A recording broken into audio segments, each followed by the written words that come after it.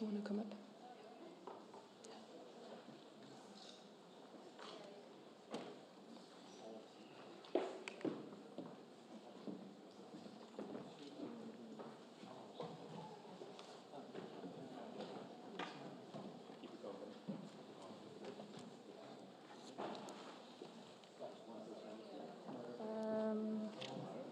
Yeah.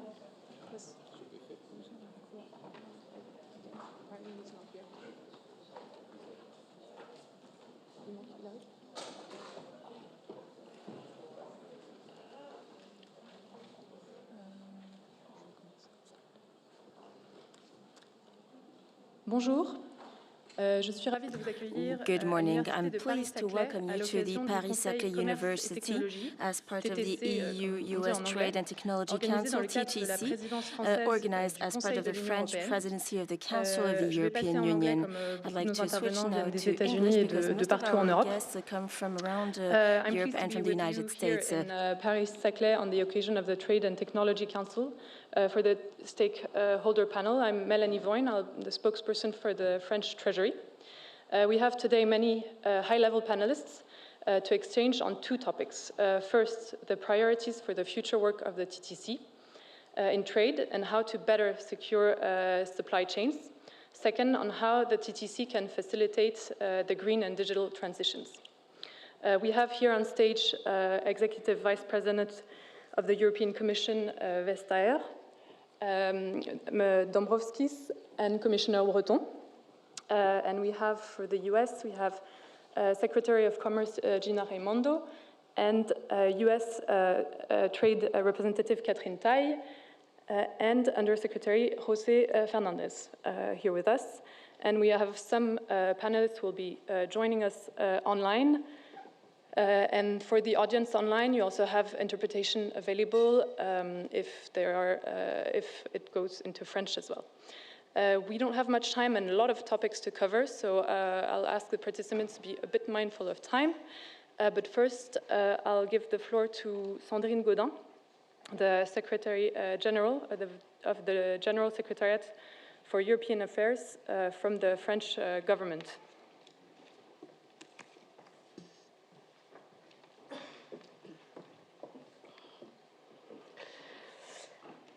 Madame la Secrétaire au Commerce, Madame la Secretary of Commerce, Representative of U.S. Trade Representative, Executive Vice President, Ms. Vestager, Executive Vice President, Mr. Dombrovskis. Thank you for attending this meeting today at this beautiful campus of Paris-Saclay Training Center and Research Center. It is an outstanding school here in France and of world renown as well. It is a pleasure, therefore, to welcome you here in this campus, a school that carries out a great deal of research and work addressing many of our collective challenges, such as, of course, climate change and the development of green technologies, or even a number of other important topics related to the use of new technologies. This school is very much at the heart of the topics that have been discussed by you this morning and which we will be discussing again this afternoon. We are truly honored to welcome in this second CCT Council in France as part of the French presidency of the Council of the EU. This Trade and Technology Council is of the utmost importance for cooperation and dialogue between the United States, the European Commission, and the European Union. It is our hope that in welcoming you here, the CCT, we can ensure the mobilization of member states in this very important cooperation and dialogue in the challenges we are facing today. The issues of the second CCT were also, or TTC rather, were at the heart of the French presidency of the previous months, including the ministerial meeting of trade ministers in Brussels, in Marseille a few months ago, and they have discussed these issues through different meetings. It is our hope an ambition to see how to implement all of the measures taken. And that is why we wanted to express the importance of these issues by welcoming the second meeting of this Transatlantic TTC Council in France, such as was the case during the first meeting in Pittsburgh last year. We wanted to set aside a discussion time with these stakeholders, not just for because this is our habit, but because we truly think this is time to promote a mobilization of all stakeholders, whether we're talking about the representatives of trade unions, companies, think tanks in this exercise, so that we can help facilitate and contribute to the good functioning of this TTC Council. Today, we are also hosting a great many of these stakeholders in this room today, and I would like to wholeheartedly thank them for attending this meeting, either here in person or through the video conference platform. As Mélanie just said, we will discuss different topics, including the future priorities of this Trade and Technology Council dialogue in the area of trade and, of course, of securing value chains. And during our discussions, we will also talk about the digital and the green transition at the heart of our concerns. So without further ado, I'd like to again launch the beginning of this discussion, and thank you, Madam U.S. Secretary of Commerce, Madam U.S. Trade Representative, Executive Vice President Vestager, Executive VP of Dombrovskis, Mr. Commissioner, for coming right up to Saclay. This is a very important venue. It is the venue of the second meeting of this TTC meeting. I'd like to wish you fruitful discussions, and it is our hope that we will be able to ensure specific and efficient follow-up to this meeting as part of the French presidency of the Council of the EU and as part of the Council works. Thank you very much indeed, and I wish you a great meeting today.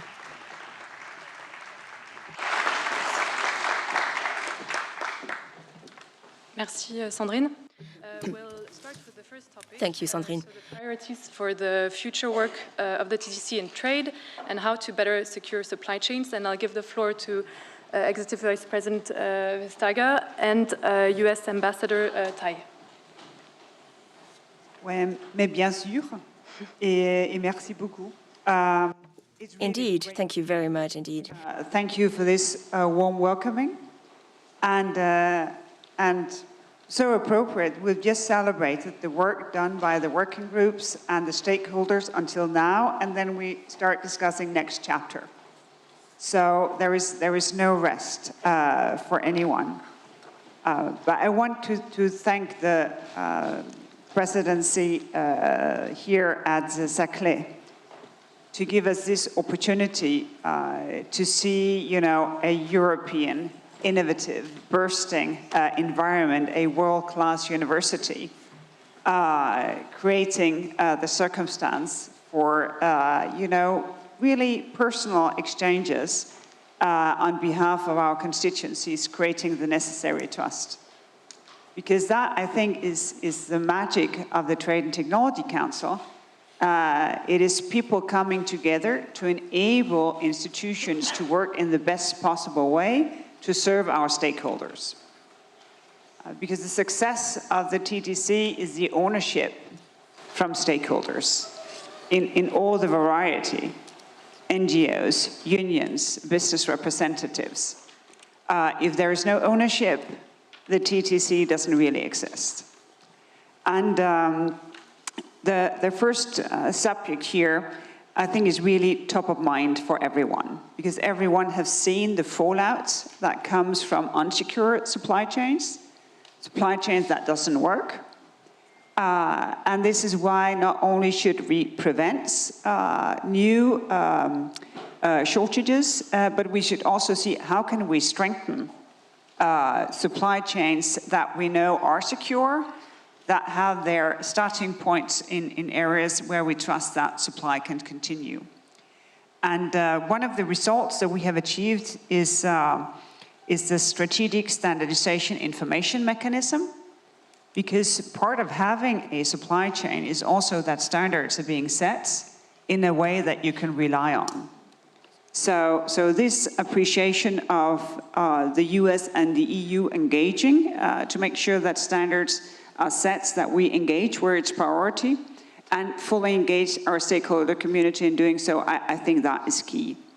Second, to have, a step up of our efforts with the trade and technology dialogue, which we will still soon start to communicate with you.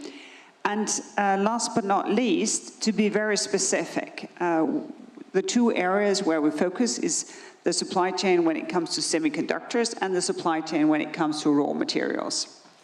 And this is, of course, a really, really short, window into the discussions that we have had.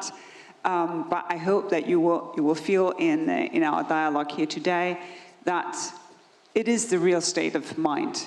It is that we are here to enable, and the proof of the TTC is that you see that this is relevant. You have to do your thing. You have to lean in. You have to take responsibility. But we can enable good things to happen in a world that is challenged as never before. When we started the TTC, never would we have imagined that there would be a war in Europe in the second meeting. So had we not had the TTC, we would have had to invent it. But with your encouragement, of course, we think we can go higher in our ambitions and deeper in our cooperation. So thank you very much for coming today, both online and in person here in this beautiful auditorium. Thank you.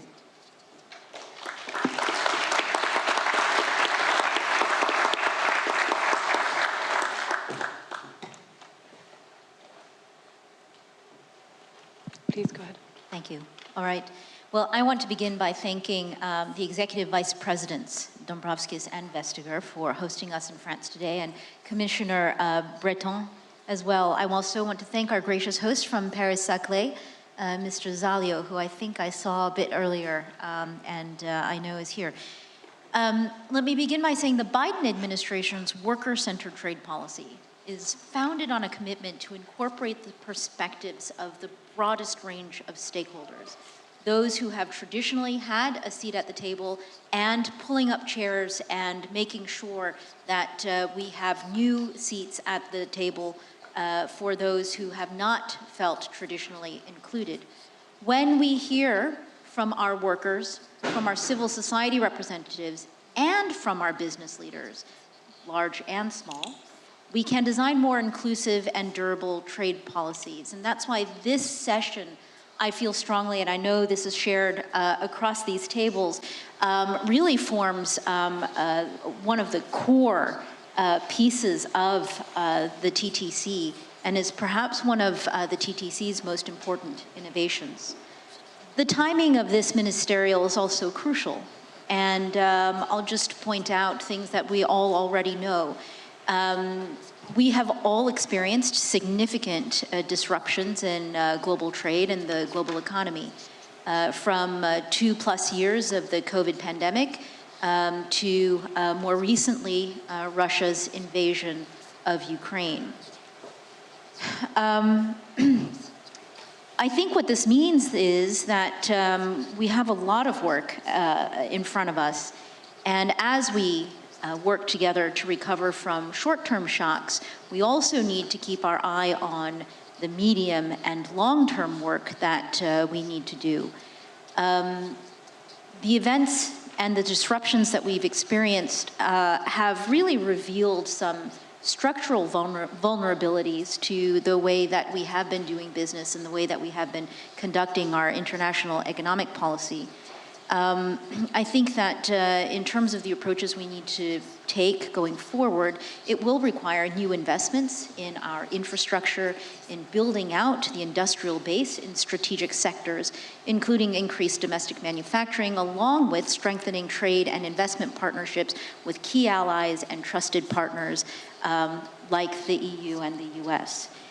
We also need to address the supply chain vulnerabilities that have been exposed specifically by Russia's invasion, including looking at reducing dependencies on Russian fossil fuels and minerals. Tackling these issues will improve our supply chain resilience while also increasing the economic pressure on Russia. I want to also highlight an existing and persistent challenge that we face too to our supply chain resiliency that comes from China. And through China's state-centered approach to the economy and trade, we see China employing industrial policies that provide unfair competitive advantages to its companies, seeking to displace foreign competitors and to dominate domestic and global markets. In all of these areas, I think that the TTC demonstrates that it is a timely and important vehicle to help us address this range of challenges, and we cannot do it alone. We must do it with all of you, and I'm delighted to be here today. Thank you very much, Ambassador Tai. Now I'll give the floor to our panelists who are here. First, I will have Marcus Bayer from Business Europe. Merci, Melanie, and thank you, Melanie. Ladies and gentlemen, let me first thank you for the opportunity to address you today. Pittsburgh was great, but it's so much better in real life, so it's really a pleasure to see you in 3D. The business community on both sides of the Atlantic has been calling for such a format since many years. We are happy that it exists, and I think the events, and Vice President has alluded to it, show us that we really need it. And I'm happy to say and to see that it's already delivered concretely. The way we have coordinated sanctions between the US and Europe is also a deliverable of this TTC, and this is key, because this is about a level playing field, and as much as, of course, this is also causing economic pain, especially to European companies, we fully stand behind these necessary sanctions. We now think that we need to build upon this momentum to explore new areas of cooperation that can lead to concrete outcomes in order to boost the transatlantic economy. And together with our friends from the US Chamber, our partners, and I'm happy to see that Myron made it just on time, that we have pointed out a couple of concrete deliverables we would like to see coming out of this dialogue going forward. One of them is that we think, and we have showed that we can do, is that we need joint approaches to export controls. This is vital for our common security needs. Energy security, of course, has always been a challenge, but recent events has shown that, this is the key challenge for all of us now, and the answer lies in close cooperation to overcome short-term energy needs, alternatives to Russian oil and gas, but also to work together for long-term zero, but also low-carbon energy solutions, clearly including nuclear. What is also crucial is, of course, raw materials and components. We need security of supply here because we will need this going forward, and this is something I would like to underline. This is key for this cooperation because we will need to secure the access to these critical raw materials, and there this cooperation has a key role to play. But supply chain security is also about the access to global markets. Therefore, we need to promote regulatory cooperation, conformity assessment, reduce trade barriers bilaterally, transatlantically, but also multilaterally, so we will need to also keep the WTO on track. And last but not least, of course, what is very important for the transatlantic business community is the security of data flows. So we are grateful for the in-principle agreement that has been found, and we're looking forward to a concrete and final solution for the long term. In any case, the business community stands ready to work with you, and going forward, we would welcome if this engagement with the stakeholders becomes even more structural than it has been so far, and we stand ready to improve it and work with you together. Thank you very much for the intention, and thanks for having us. Thank you. Thank you. I'll call to the podium Peter Chase from the German Marshall Fund. Thank you very much. It's an honor to be here and be here with you. The German Marshall Fund is an organization dedicated to promoting transatlantic cooperation, which the TTC embodies. And I'd like to very quickly make 4 points. One, I think it's important that all of the work of the TTC is driven by the awareness that our relationship, our economic relationship, is based on investment, not on trade. Investment, we've got $3.7 trillion of US investment here. In all of Europe, 2.5 of that's with the EU. The EU's investment in the United States is, all Europe is $3 trillion. It's 2.1 trillion of EU investment from the EU 27. This is a huge number, and it matters, and it has implications for all of our policy decisions. In that sense, I think it's really important that concepts that appear to create walls rather than bridges between us can be really problematic. And they can be problematic because precisely because it is the investment that draws the trade between us. And that relationship means that if we are talking about things that might reduce opportunities for government procurement or that are technology sovereignty, things like this, if they actually get in the way of our relationship, that becomes a problem. The third point is I'd like to we need to avoid unintended consequences because we're not thinking about this integrated economy.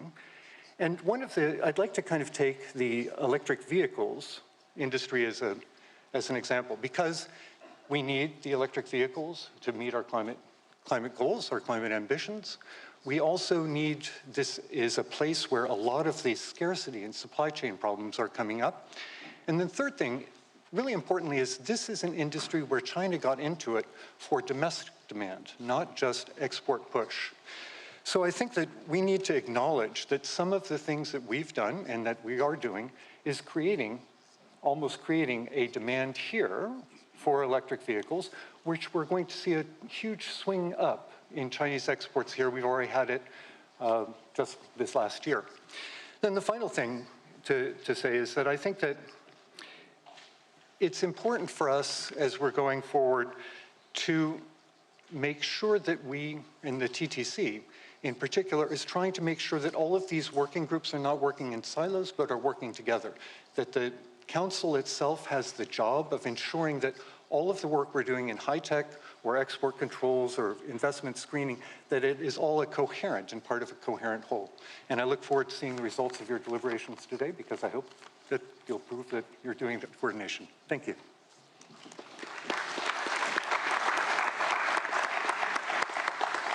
Thank you. I'll now call Klaus Michael Stoll from ETUC.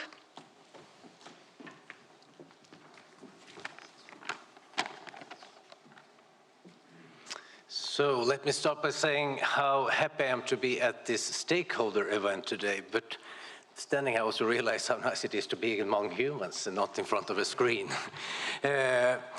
So the work within the Transatlantic Dialogue has really been dynamic since Pittsburgh, and I'm convinced that the strong involvement of stakeholders will make the TTC a continuing success with tangible results.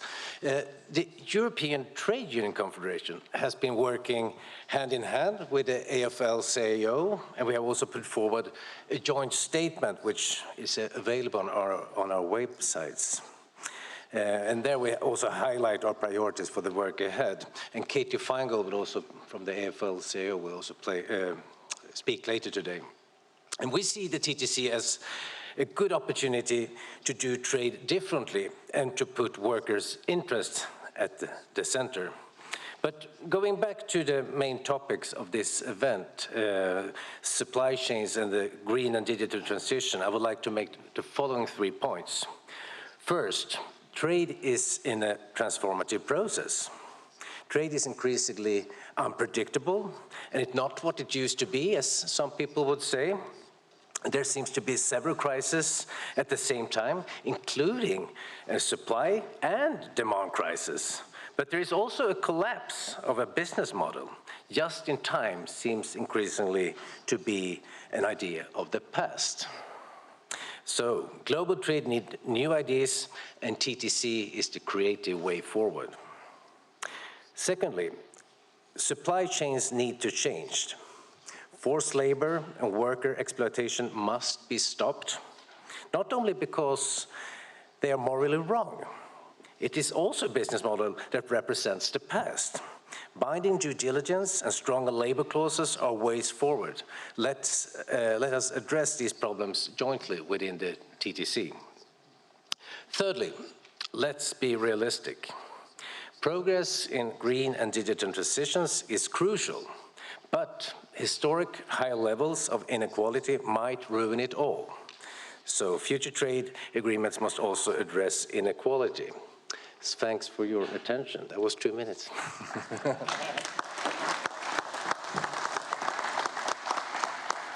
And finally, we'll have Andrea Renda from the think tank CEPS.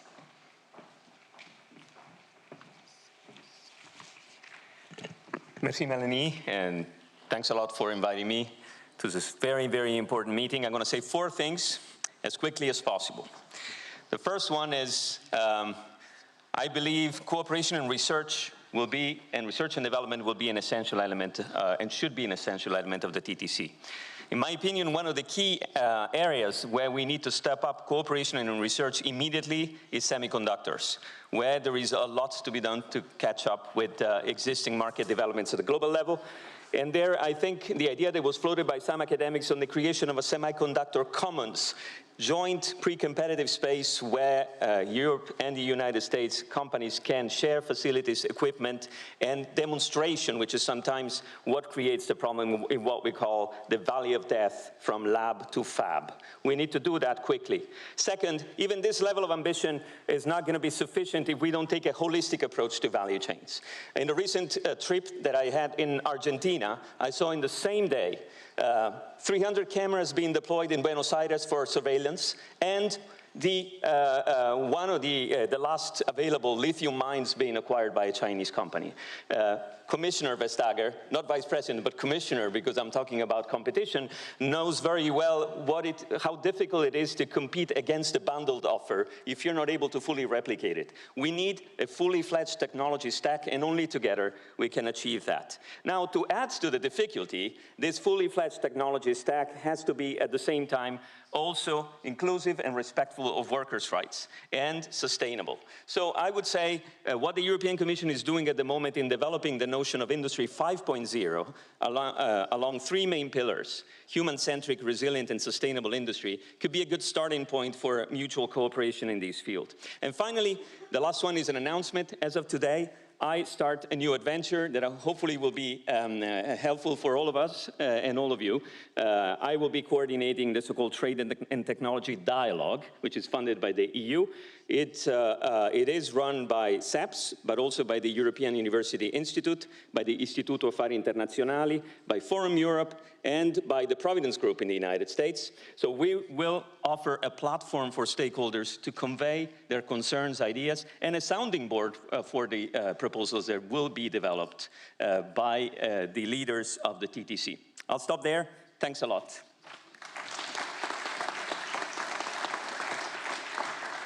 Thank you very much, Andrea. And Myron Brilliant from the US Chamber of Commerce. Good morning, stakeholders. I'm very pleased to be here. In fact, wasn't sure I was going to make it, given my flight was 2.5 hours late in from Washington, D.C. Let me commend the principals from the United States and the EU for hosting this summit and this stakeholder session. And let me start by recognizing the well-coordinated response between Europe and the United States in addressing the unprovoked action by Russia in Ukraine. So I want to start with that. 6 ways that we do need to work together. Ambassador Tai referenced the reduced dependency on Russia. We think we need to increase U.S. energy exports to Europe, consistent with what President Biden and President von der Leyen made in their January commitment to create an enabling environment for energy production and trade. We need to advance energy transition by working with partners worldwide to increase production of strategic minerals used in electric vehicles, wind turbines, and other green tech. Global production of these strategic minerals must rise by 500% by 2030 to meet these goals. And we've got to work with partners in a way that these resources are used to create or not create dependency on any one country. Second, and something I wanted to add more recently, we need to reduce or redouble efforts against export restrictions. as our governments are doing at the WTO. I make this point in particular with respect to food. It is just announced export ban on wheat is exactly what we want to avoid worldwide. Export restrictions will translate today's tight food supplies into a global hunger crisis, something that I think deserves a lot of attention from the EU and the United States. Third, semiconductors. We need to boost production for sure. We need to work together on the very expensive basic research behind chip development with IMEC, the EU entity, and the U.S. National Semiconductor Technology Center, which I know is still in formation, taking the lead. Fourth, China. Certainly a priority of the EU and the United States via the TTC. We need to address a number of Chinese challenges, including industrial subsidies, digital protectionism, export controls, forced tech transfer, and competition policy. We urge at the U.S. Chamber for the United States and EU in a coordinated, timely, meaningful way to address collective concerns, create new commercial markets for businesses and workers that are insulated from third country market distortions, and begin restoring credibility to the multilateral trading system. Efforts to rein in China's unfair actions should be done in a coordinated way so companies in both markets are working off a level playing field and playing by the same rules. And this will increase the impact and ensure we don't send inconsistent messages. Fifth, digital.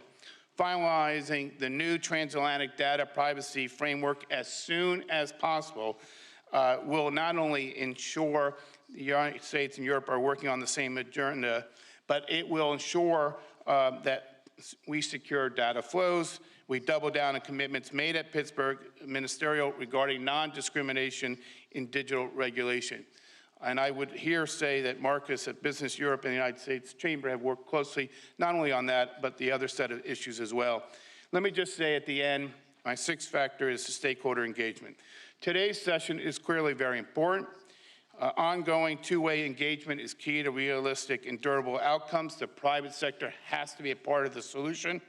We support strong coordination and stakeholder outreach that is transparent and inclusive of different interests, even when our parties are not always aligned. So working together, United States and Europe, business and government can address our biggest challenges, and there's no time to waste in doing that. Thank you.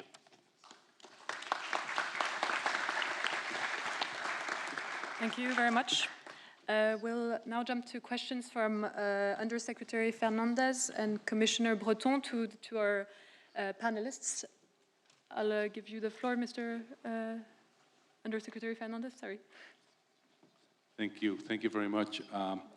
Let me just start by saying that I share most of the comments made, except one, I guess, the comparison of Pittsburgh versus Paris. You've never been to the Susquehanna River. I commend it. The question that I guess as Myron was just talking now about the need for stakeholder engagement, and that is critical, and that's something that we all realize that we need to do. I guess my question is specifically, how would you suggest that we reach out to those who are either indifferent to this work or who are opposed to it, or in order to be able to convince them? We need to institutionalize. I think it's something we've all agreed on. How do we institutionalize the TTC with stakeholders? How do we reach those who may not be our natural allies on this? Thank you. Is that directed to a particular person or all of us? To all of you. If maybe one person can take the floor. I can take it, obviously, for what I just said, that I will be coordinating this platform that is meant to the benefit of both sides of the Atlantic. And it's a platform where we will create several streams of exchange with stakeholders along the 10 working groups. And we will try to make sure that ideas that are emerging are put together, and we try to make sure that stakeholders find their voice in this process. And as I was saying, we plan to have it a two-way, meaning from decision makers on to stakeholders as a sounding board, right, to gather feedback, and at the same time from stakeholders, ideas that decision makers might take into account in the work of the different working groups. We haven't started yet. Well, we'll start this week. So hopefully I will have many more details on this as we, just in a few days from now. But this is exactly why the Trade and Technology Dialogue is being set up. Maybe one word from my side. I mean, this is the million-dollar question. I mean, how do we make trade sexy again? How do we make the transatlantic partnership? And I think the Commission did a great job in showing the tangible outcome of certain trade agreements. And I think we need to do the same thing here, to explain to people, I mean, why our dialogue led to improvements in, for instance, being coordinated in sanctions and other things, and then come up with the concrete examples. Thank you. Commissioner Breton? Un petit mot en français d'abord.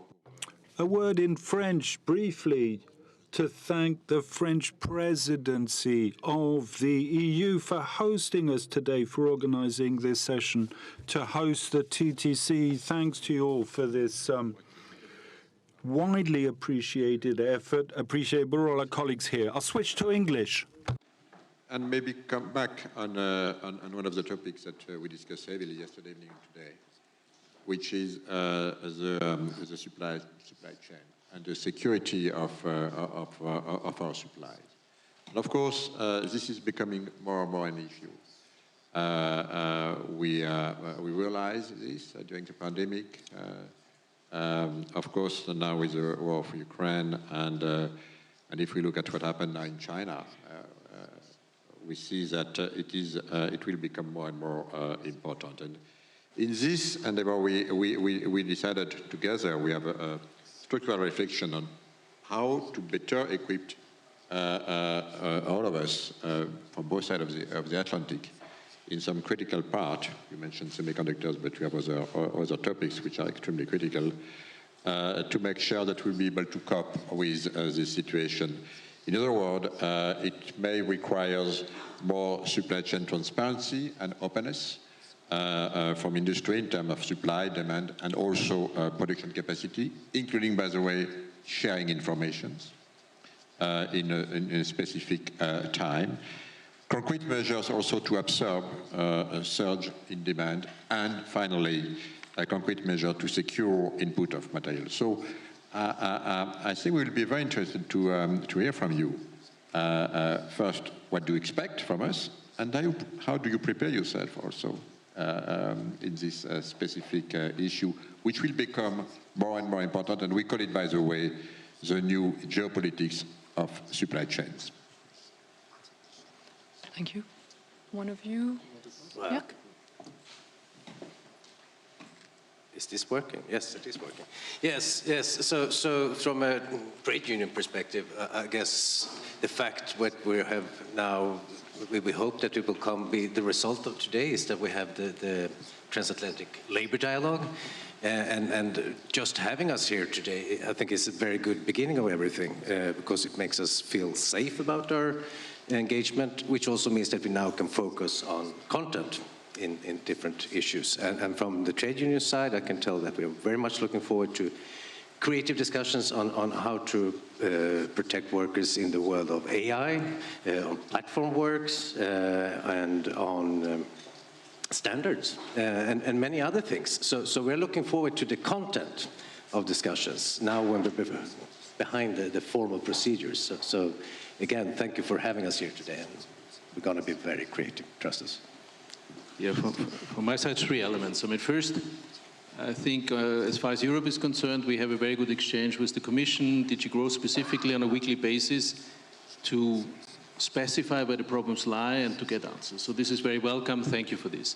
Number two, of course, the hope is that the transatlantic cooperation will amplify this so that we will be able to join forces in order to make sure that certain accesses are secured. And the third point, to your question specifically, and we understand, of course, the Commission is going to come up with proposals here, and I think it's justified, of course, to do these things differently.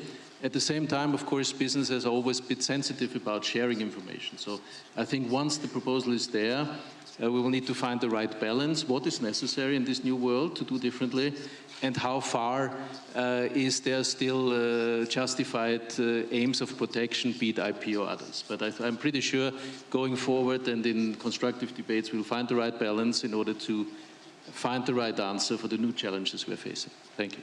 Thank you. We also have 3 questions from the audience. Laurence Nardon from IFRI. Maybe we can take the question from someone online. The microphone is here for the questions, sorry. Eric Marc Huitema, the director of the European Automobile Manufacturers Association. If you want to ask your question to either our panelists or one of the secretaries or ambassadors or commissioners, please go ahead. Sorry, we don't have the sound. Perfect. But now, yeah. Thank you very much. I think it's really important, if you look at the supply chain, that we see the combination of what is happening in the supply chain and what is happening in the green transformation and the digital transformation we're trying to go through. And we really worked together closely with our friends across the ocean, the people who are in the associations also at the American side to try to harmonize this all together. In our view, the 3 elements really go together. And when you look at the goal that we have in the automotive industry to move to zero emission mobility in 2030, 2040 and 2050, and really see this gradual change, we really need to make sure that the supply chain is supporting that change. The change that will enable and is now disrupted because of semiconductors, because of the war in Ukraine. And I think the transatlantic cooperation and also being more resilient is really important. So that's my opening statement, and I just want to hear from you, from the panelists, how you can help the automotive industry to make that change. And then I come back, if I may, later on the digital change and the supply chain reliability. Look, I think I can jump in here.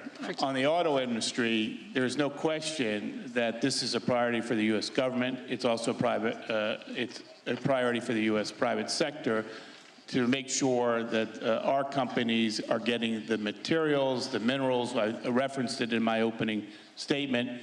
That means to me that we're going to have to find new ways to produce some of the minerals, find new sources, new markets. We're going to have to diversify away from Russia, which is already underway, and China in that regard, to ensure we rise production to meet the needs, to make sure that we have the access that we need for electric vehicles. I mean, whether we're talking about lithium or other materials and minerals, we have rare earths. We've got a real challenge, and we've got to work the private sector with our government. I would just say 3 points that kind of blend your question with the commissioner's point. One is standards have to be right. The United States and Europe have been working on these issues off and on. Peter Chase, Marcus, and I have been involved in so many dialogues over 25 years in this area, and we have not made enough progress in the area of harmonizing standards and recognizing mutual recognition of standards. This is a priority if you're going to talk about supply chains and progress in the EU-US relationship. The second point I'd make is clearly we got to get rid of bottlenecks in the supply chain, and we got to, I like the term friend allies when it comes to friendshoring, looking at new ways of production and manufacturing that brings ingenuity from the United States and Europe together and has the support of both Europe and the United States to do that. So there are many things that we can do together, and I hope that the dialogue here will advance that cause. We'll go to the next question. Laurence Nardon, apologies, head of the North America program from the French Institute of International Relations. Yes, thank you. I'm very glad to be here. It's an honor. My question is quite wide, actually, and I don't know if it's for these gentlemen or more for the panelists. I want to address the elephant in the room, which is, from what I've heard in the past hour, half hour, the future of free trade. Because in the TTC, you're addressing the supply chain for semiconductors and raw materials. That's what you said, Mrs. Tai. But we also, and these products are deemed strategic. But we also know that public opinions in the US and in Europe are also pushing for a reshoring of the production of products that are not deemed strategic, maybe cars or whatnot, we don't know. So what is really the future of free trade? Are we going to have a distinction between products that are strategic and that we will agree to reshore, or reshore their production, and other products that will not be strategic and will be continuing to be dealt with in the ancient free trade manner? How far are you willing to go to limit free trade? Is this the end of, especially in the EU, what we've been pushing for all these decades, free trade? Maybe, yeah, come here. Yeah, if I may come in on this question. Well, I think the answer is clear to this question, I would dare to say, on both sides of the Atlantic. Well, in the EU, we have already more than a year ago adopted new EU trade policy strategy, where we reconfirm our commitment for open, fair, and rules-based trade. And we set basically three priorities for our trade policy. First, it's openness. Second, it's sustainability, how we can green our trade policy, how we can address environmental and social challenges in a framework of a trade policy. And third is assertiveness. So while remaining open for free and fair trade, we know that we are getting into more conflictual geopolitical landscape, and correspondingly we must have tools to address possible actions of our trading partners which are not in line with our international trading rules. That's why we are strengthening our toolbox to defend ourselves with autonomous measures. So to summarize, we are willing to act multilaterally whenever we can, but we must be ready to act unilaterally if we must. If I may just add a quick word here, I think what Valdis has said is very sensible. The kinds of objectives that we pursue in our trade policies have to take into account our experience with that trade policy. And we have to be able to learn lessons. In terms of what I like to call the version of globalization that we are experiencing have been the last couple decades to today, if we call that globalization 1.0, I think that we tended to think about free trade as almost an end in itself.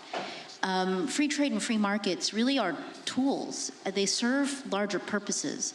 And I think that's something we should remember. To the extent that our free trade program earlier had served a larger purpose, it was probably to enable firms to chase and maximize efficiencies. And the idea was the more efficiency you could have, the fewer barriers for capital, the more you could allow for the free flow of capital, that the more peace and prosperity we would have. And I think that that program has been successful. There has been a huge growth in prosperity.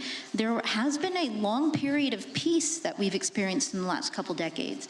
But referencing the disruptions that I've commented on, that whether it's triggered by COVID and the pandemic, to the outbreak of war on the European continent, I think we need to take into account these lessons and think about how do we harness our trade policy tools, our collaboration, how do we bring a new approach to allow for our trade policies to serve the purposes of resilience, sustainability, exactly as Valdis says, and what kinds of guardrails, what kinds of parameters do we need to place on our international economic system. And I'd say that as we are looking at resilience and sustainability, we also see on the side of capital an increasing self-reflection about whether or not our firms have purposes beyond profit maximization, and whether or not our firms have purposes to promote sustainability and resilience with respect to our climate, our planet, and our people. Thank you. One sentence? One. Yeah, no, just because it's also partly an answer to the car question. Of course, the risk of supply chain disruption will have an impact on investment decisions up to a certain extent, but of course, at the end, it will be and has to be company decisions. And let me just also add that supply chain resilience has a lot to do with diversification. And for diversification, we will need even more free trade and not less, because otherwise we'll not be able to diversify our supply chains. Thank you. And we have one last question from Jimmy Goodrich from the Semiconductor Industry Association. Thank you. It's a pleasure to be here, and it's actually exciting to hear that semiconductors are rightly on top of the agenda for the TTC. They underpin virtually every facet of our modern society, as the pandemic has shown. And the US and the EU collectively overall are a semiconductor powerhouse, accounting for more than half of the global market, half of all total research development, around a third of global chip production capacity. So while the immediate challenge of today is rightly the ongoing shortage, in fact, the semiconductor industry shipped a record 1 trillion chips last year, we should also be thinking about the challenges of tomorrow that we face from both a EU and US perspective. So the global geopolitical headwinds have shown that we face tremendous vulnerabilities in our supply chain related to semiconductors. In fact, 80% of the manufacturing capacity is in East Asia, 100% of the leading edge capacity is in East Asia. The good news is that both the US and the United States are preparing CHIPS Acts, and that will bring to bear significant resources that allow us to address these challenges. And we're excited, and of course, we urge immediate passage. So the question then, to I guess the principals or the panelists, is how can transatlantic industry and government together jointly conduct realistic scenario planning for future potential shocks? We know about the shocks of today, but those tomorrow, including geopolitical, that our industry might be facing. How can we be better prepared for the next crisis that may come? And then briefly, second, we heard about research development. I'm glad to hear already proposals for IMEC in Belgium or the future National Semiconductor Technology Center to work together. But the NSTC is not yet established, and how can we work together today, now, with agencies in the US, industry together, for example, around semiconductors for green technology, for around joint research development? Those are my two questions. Thank you. Maybe Commissioner Breton? Yes, no. First, we have to recognize that the market in semiconductor will double in the next decade. So it means, in other words, that all the semiconductor manufacturing companies need to increase their capacity of production. And it is an opportunity for us, both the US and the EU, to say, why don't you do this in the US or in the EU? And this is our plan. In other words, we decided that, for example, I speak for you, Gina, but I think the objective is to be able to produce 30% of the global production in the US, and for us it's 20%. And we'll do this again within the next 8-9 years. The second thing is that, of course, we are doing this being totally coordinated. We will, by the way, support cutting-edge technologies, and that's a big investment, but we will also enhance our R&D. And that's extremely important because, as you mentioned, we are pretty strong in R&D, but we need to maintain our advance. So last point regarding your question is, yes, it's true that IMEC is pretty advanced, but by the way, we are welcoming in Europe almost all companies in the world coming to partner and to make a part of their research in IMEC. May take a while to do the same thing in the US, but we are very happy to exchange everything we do. And by the way, do not forget, we have also for low energy consumption semiconductors, LETI in Grenoble. where we are manufacturing very advanced technologies for very low consumption semiconductors. And we want also to enhance our packaging capacities with Fraunhofer. So we have, of course, IMEC, but not only. And we are working now to have all architecture of R&D in Europe. And of course, we are working in close contact with our US partners. Thank you. Maybe just one comment to complement what Thierry said, and I stand by that, of course, 100%. I think there is an important discussion when it comes to research, because there is only that many world-class ecosystem or environments. And it's really important that we think about synergies here, because it's in the US CHIPS Act, there is also foreseen more research funding. But we should try to build stronger, even stronger research environment also in a transatlantic perspective, and not think about existing environments being cut in two. Because cutting research environments in two doesn't just halve the efforts, it quarters the efforts, because the synergies are everything here. So I think it's really important to Rhys' point that we keep considering how can we push the research community also to have a transatlantic perspective with more funding actually being made available. Thank you. If you want, Undersecretary, concluding remarks for this this topic, and maybe Mr. Dombrovskis as well, or on the topic of semiconductors. This first topic, if you have any concluding remarks.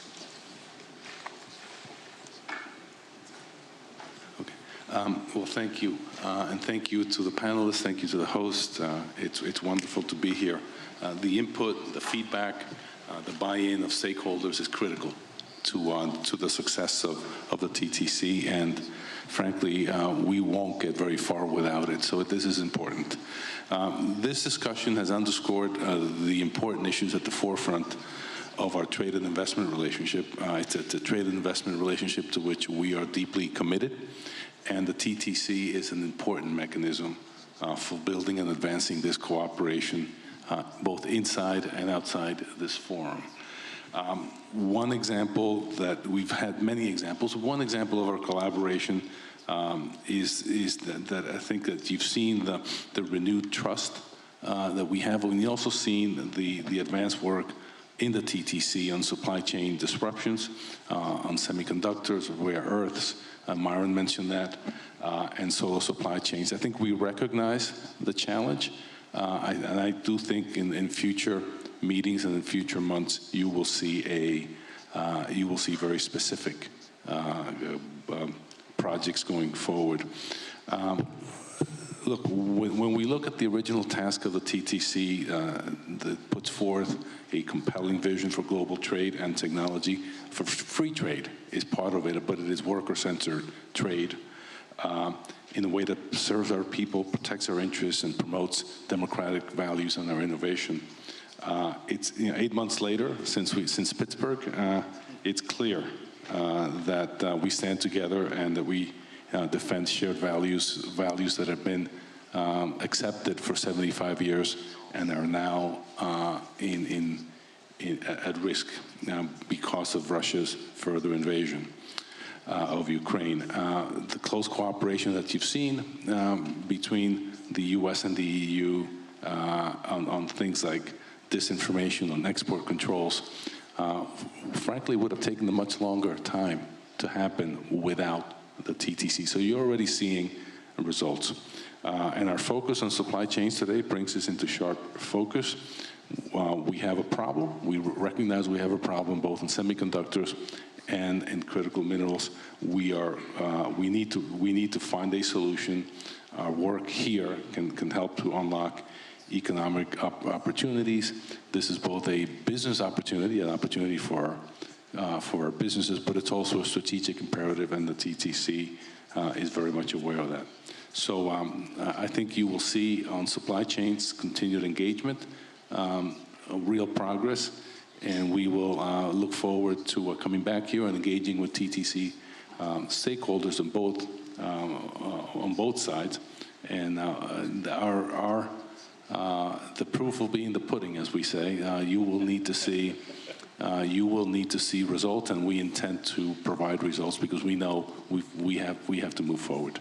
Thank you. Maybe a few words from Vice President Dombrovskis, and then we'll go on to the second topic.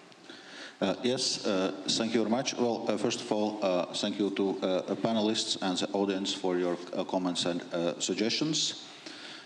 Events in the recent months confirm that enhanced transatlantic cooperation is essential for us to be able to confront evolving global context and to withstand risks.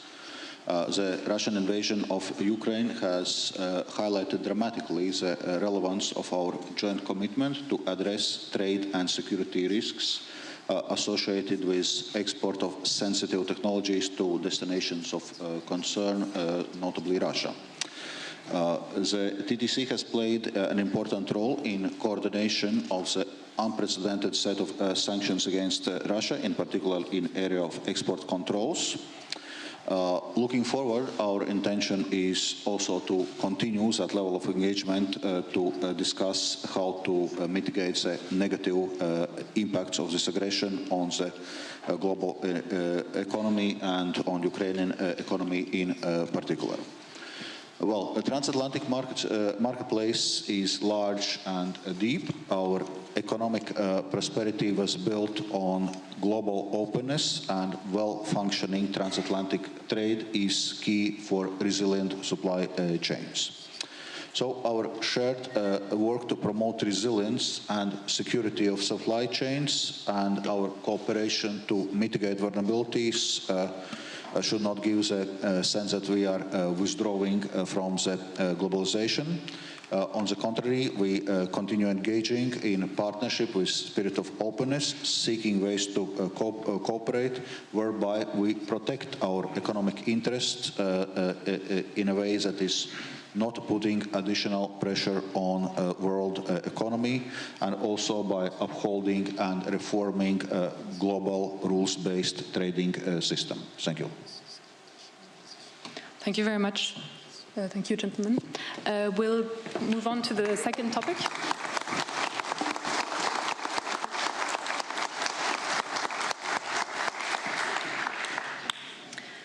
So the second topic, how can the TTC facilitate the green and digital transitions? An important topic. I'll give the floor to Secretary Raimondo for introductory comments. The floor is yours. Thank you. Good afternoon. Good afternoon, and thank you to all of you for being here, and thank you to our hosts. I think I can confidently state that Paris is a fantastic place to have any event, and you've done a wonderful job hosting the second TTC.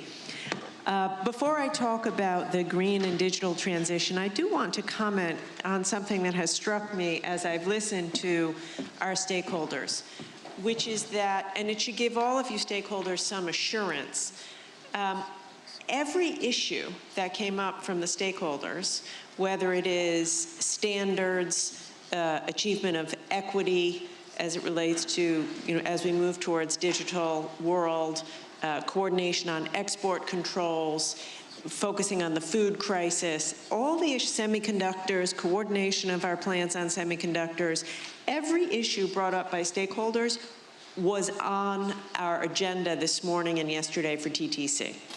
And I know that was validating for me, because if we're working on the things that are important to the stakeholders, then we're doing it right. And I hope you have some comfort to know that the issues top of mind for the stakeholders are the issues on which we are most focused. So I wanted to make that point. This issue of facilitating the green and digital transition is, of course, an extremely important one.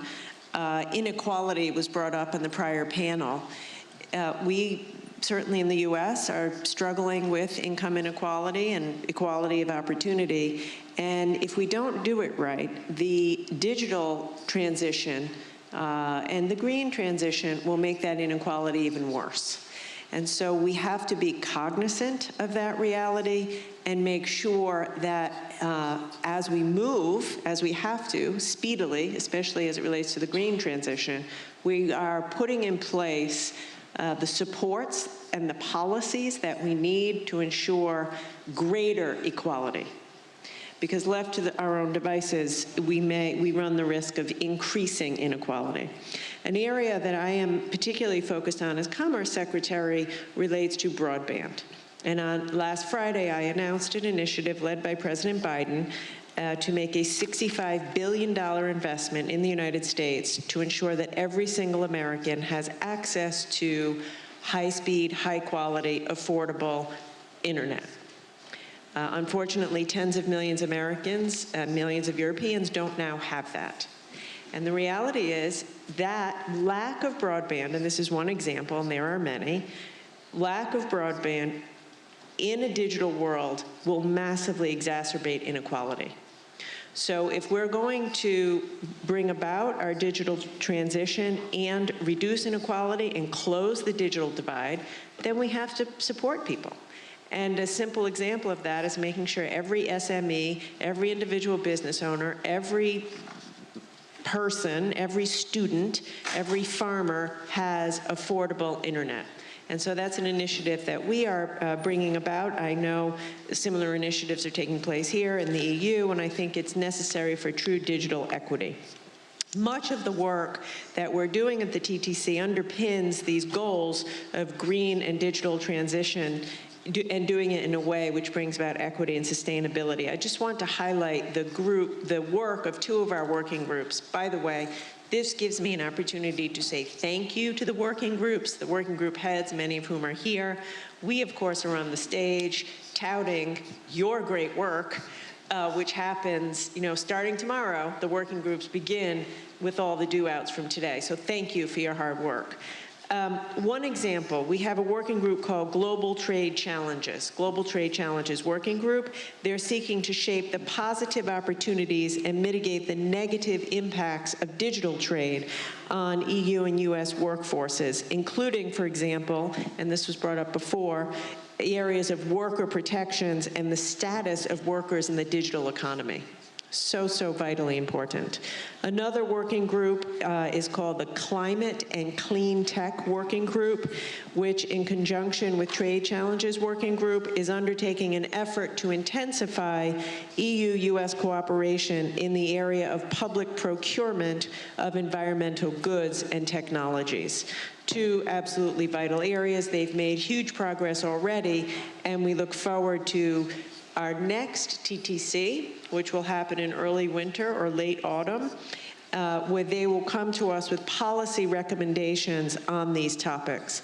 A final word, and this is just cannot be said enough. Everything that we're talking about here relates importantly to SMEs. And we discussed this morning, the biggest companies in general have the resources and wherewithal to figure things out, figure out how to work within new standards, figure out how to work globally, figure out how to train. It's the smaller companies that we have to ensure aren't left out of opportunities, whether that is procurement, whether that is skills, whether that is technology, talent, and resources. So we all are especially committed in the stakeholder engagement to hearing from the voices of smaller entities and actually workers individually, because at the end of the day, that's the whole purpose of what we're doing here. So we're excited to hear from our stakeholders. Thank you. Thank you. Exit.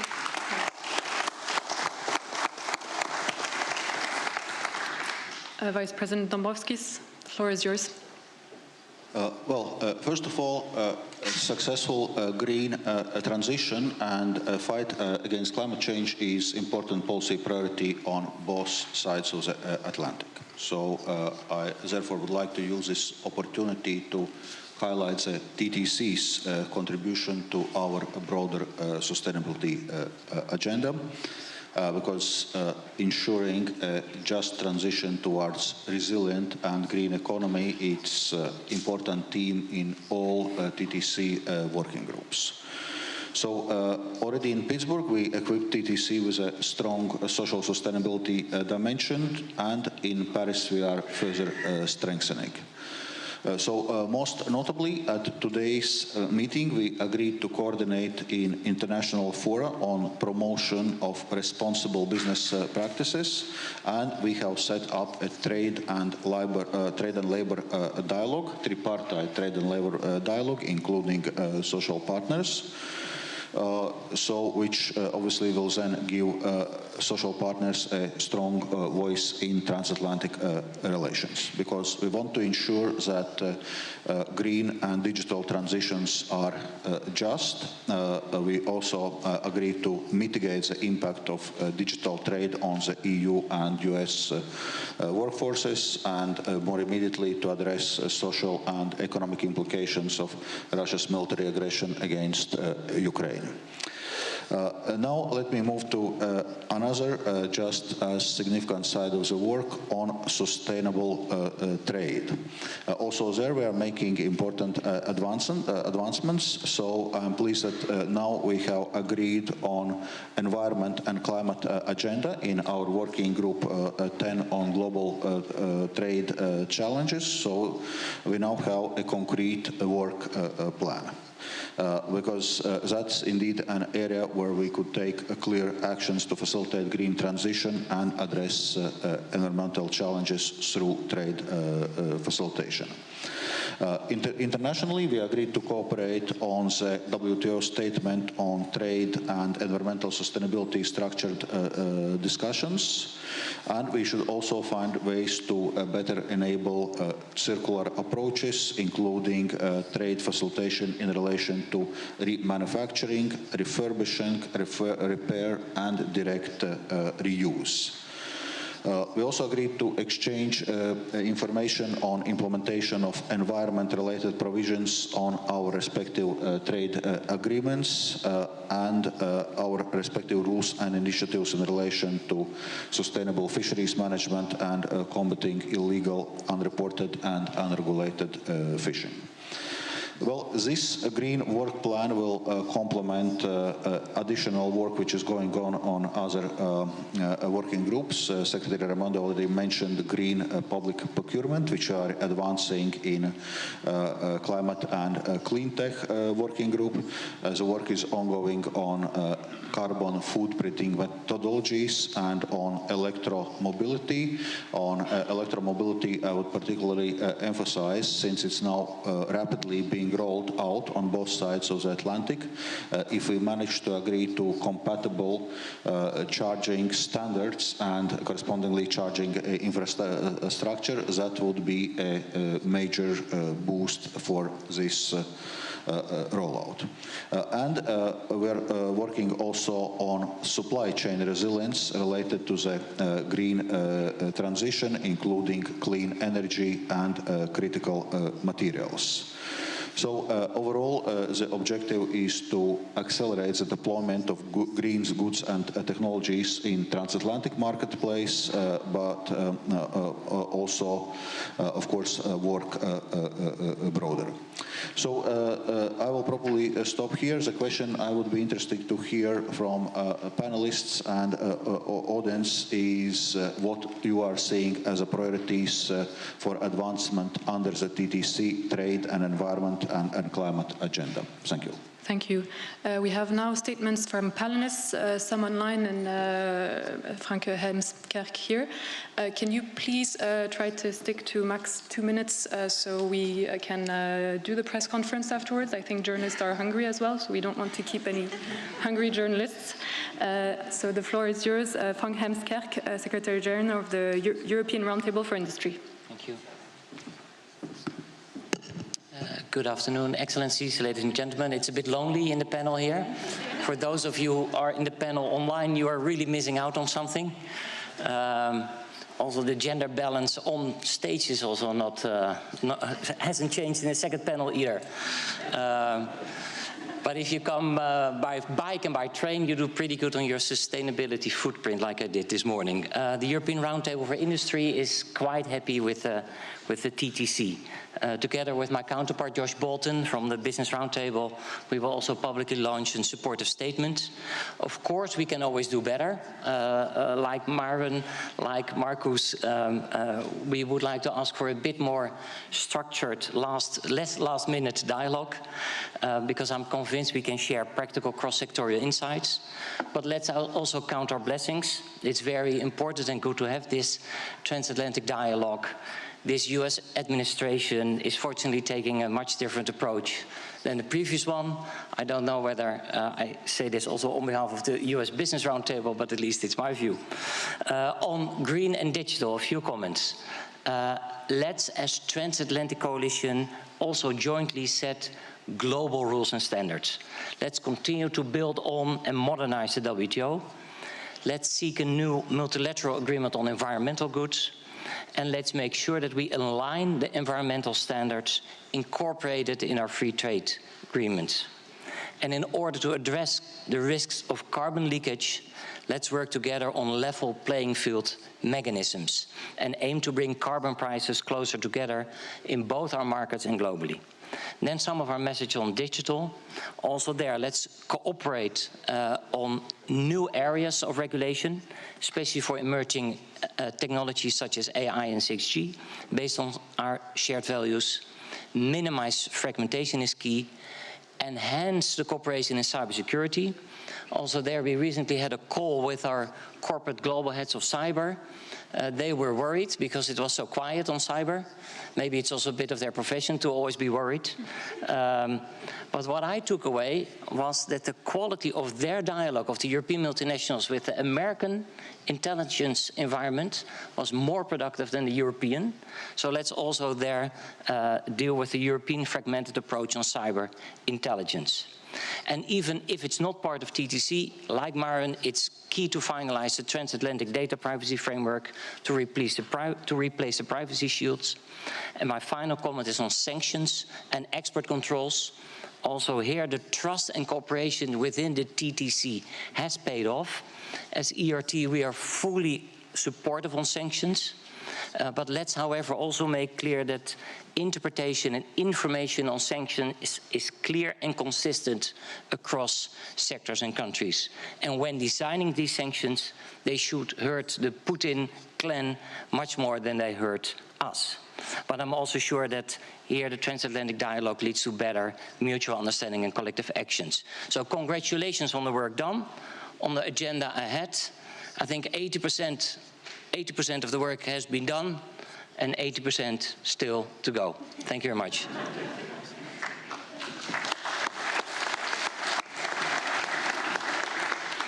Thank you.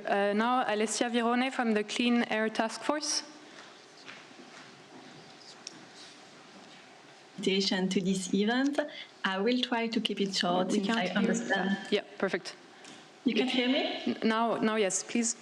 Go ahead. Well, I was just thanking you for the invitation to this event and saying that I was going to keep it short, as I understand the audience is starting to be hungry. So Clean Air Task Force is NGO working on both sides of the Atlantic, so we very much welcome the opportunity to discuss EU-US trade and climate relations. Historically, the transatlantic cooperation has been a driving force to move climate discussion and diplomacy around the world. So we really see a lot of opportunity for climate and clean tech cooperation across the two sides of the Atlantic. At the moment, we are facing several crises, but the most recent one, to not make us forget the ongoing climate crisis that still remain very much an urgent priority. Both the EU and the US are aiming toward climate neutrality in the upcoming decades. And so we're going to face several challenges, and we have the ability to learn from each other to support the decarbonization process. As a first step, we're very happy to see the development of the Climate and Green Tech Working Group, and we see several topics that will need to be addressed in this working group to make sure that trade and climate between the two sides of the Atlantic are closely as possible, closely aligned across the two sides of the Atlantic. The first point is going to concern regulation. At the moment, both the US and the EU have the same goal, but they don't always have the same approach. And so a dialogue and discussion on several key points is going to be very useful. And among the topics to discuss, we see issues such as carbon pricing and carbon leakage that have already been mentioned, but also discussing methodology for greenhouse gas emission assessment in key trade projects. Similarly, issues as climate dumping would be worth a discussion between the two sides of the Atlantic. So that's on the part on regulation. Another point that we need discussion is related to innovation. We need to remember that a large part of the technology that will be needed for decarbonization are not yet developed to scale and are not always ready for market. So we need to discuss how we can support each other in the development of this technology within innovation and research and make sure that we align where possible. The TTC should support the EU and the US in reaching joint leadership for this green and clean technology that will be needed in the future, and should also discuss how this technology can be traded and developed within the transatlantic country, but also with third countries and partners. So first point, regulation, second point, innovation, and the third point that I want to make is related to international coordination. By aligning the position bilaterally before presenting and promoting them on the international stage, the EU and the US can prove extremely convincing, and I think that we saw again recently with the Global Latent Pledge, for example, that when they work together, the EU and the US really have a lot of weight internationally to move the global agenda on climate and sustainability. So now is really the perfect time to review the agenda and build a productive bilateral partnership and policy collaboration in the area of trade, clean tech, and climate change. And I'm very much looking forward to following these developments. Thank you. Many thanks.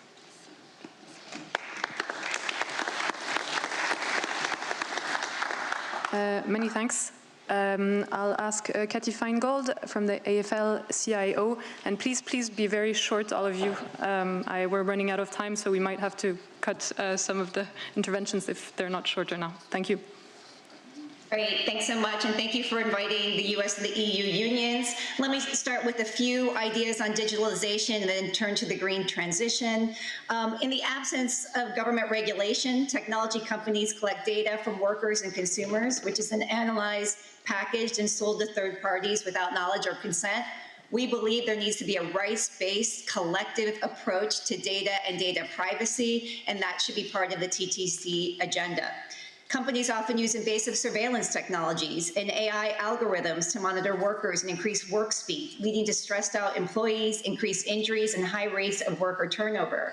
To address these challenges, we need a transatlantic digital commitment to enforcing workers' rights through the inclusive and ongoing governance of digital technologies within and across national boundaries. This should include mandatory human and worker rights assessments. These are key to any governance model, which has to be ongoing. Certification would just be a snapshot in time. You need ongoing monitoring.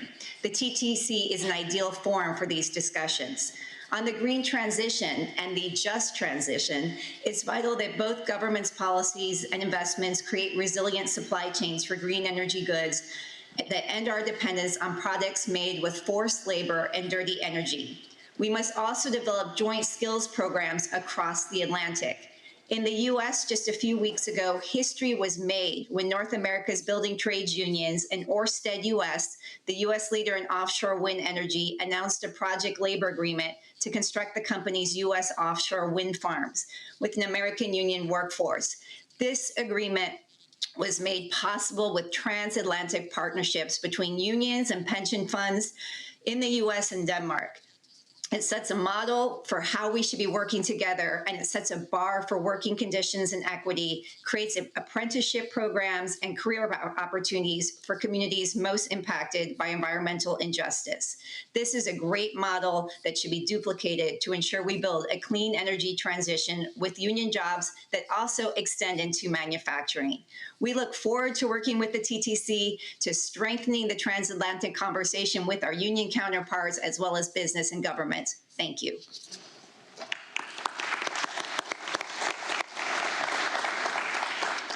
Thank you. We have now Brian Scarpelli from ACT, the App Association. Hello, thank you. My name is Brian Scarpelli, Senior Global Policy Counsel with ACT, the App Association. We are an international not-for-profit trade association representing thousands of small business application developers and connected device companies located across the United States and the European Union, and we're honored to participate in today's EU-US Trade and Technology Council meeting as a panelist on this important topic, and congratulate both the EU and the US on their leadership and progress, both before and since the Pittsburgh meeting across the TTC's working groups. We particularly appreciate Secretary Raimondo's comments on the value of small businesses and agree their inclusion in the TTC process is vital. The small business innovator community that the App Association represents believes that the green and digital transitions are crucial for both the EU and US economies and EU-US relations, and are an opportunity for global leadership. Small businesses and startups that we represent and will continue to be essential to a successful green and digital transition and the mitigation of disparities and inequities. The App Association also believes that the TTC must contribute to the twin transition by developing common objectives and methodologies to achieve it in the most relevant areas. The TTC can and should serve as a forum to ensure that this twin transition benefits citizens and businesses alike, particularly small businesses, by building a transatlantic environment to support innovation and investment by, among other steps, reducing trade tensions for the digital economy, namely, in our view, by ensuring transatlantic data flows through the newly announced transatlantic data privacy framework, as well as in areas such as export controls, supporting digital transformations that are critical to advancing access and equity, efficiencies and decarbonization goals, and enabling rapid scaling up of breakthrough technologies in areas like artificial intelligence and others by small businesses and startups between the EU and US. Small business and startup innovator community that we represent, the App Association, we're committed to the green and digital transition. We, again, appreciate the opportunity to participate here, and we look forward to working with the EU, the US, and all other stakeholders moving forward. Thank you.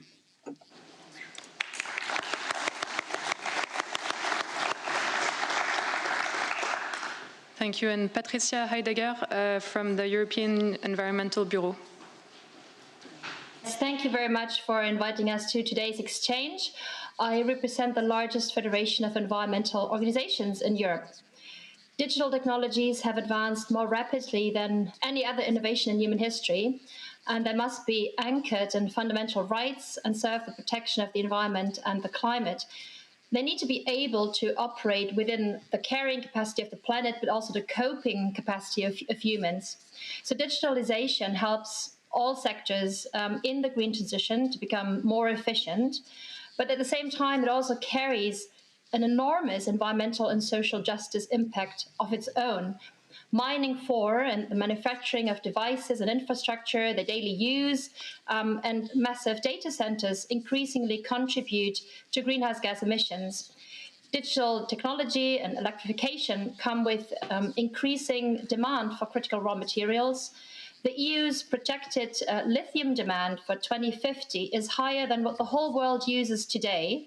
So this will inevitably lead to more mining conflicts globally, to more dependency on undemocratic regimes who are ready to exploit workers, to let go of environmental protections, or even use military force to secure raw materials. So what we need to do is to also prioritize solutions that need fewer resources. For instance, shared and public modes of transport instead of the continuous expansion of individual cars. So we expect the EU and the US in this forum to work together to adopt measures that reduce the overconsumption of digital and other high-impact technology to bring down energy and raw material demand. One way forward is that products must become more sustainable through smart product design, clear repairability and longevity standards, and extended producer responsibility, combined with a digital product passport with robust information. Let me give you just one illustration of the vast potential.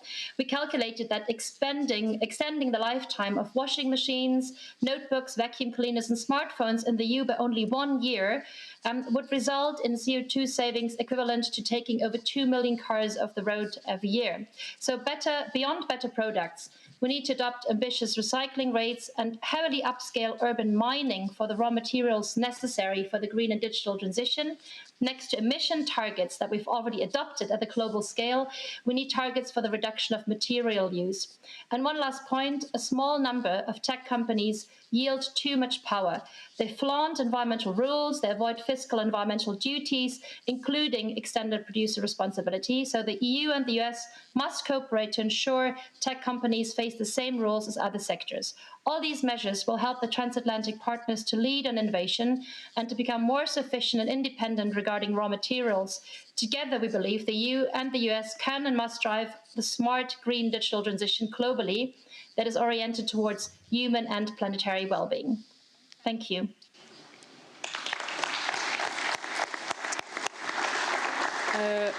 We now have questions from the audience here and people as well online who woke up early this morning US time. I'll give the floor to Edmund Mierzwinski from the Transatlantic Consumer Dialogue. Please, 2 minutes maximum. Thank you. Thank you. The Transatlantic Consumer Dialogue is the oldest civil society dialogue advising the governments. We have got a comprehensive regulatory cooperation agenda we've already submitted, and we obviously care a great deal about the digital and green transition. I want to focus only on one aspect of our position, and that is the need to give consumers a comprehensive right to repair their own stuff and help us move toward a sustainable circular economy. Products with unnecessary restrictions on repair tools lead consumers to spend money replacing devices instead of repairing them. They harm our planet by contributing to our rapidly growing electronic waste program. Things are made worse by the big tech focus on adding many more things to the Internet of Things.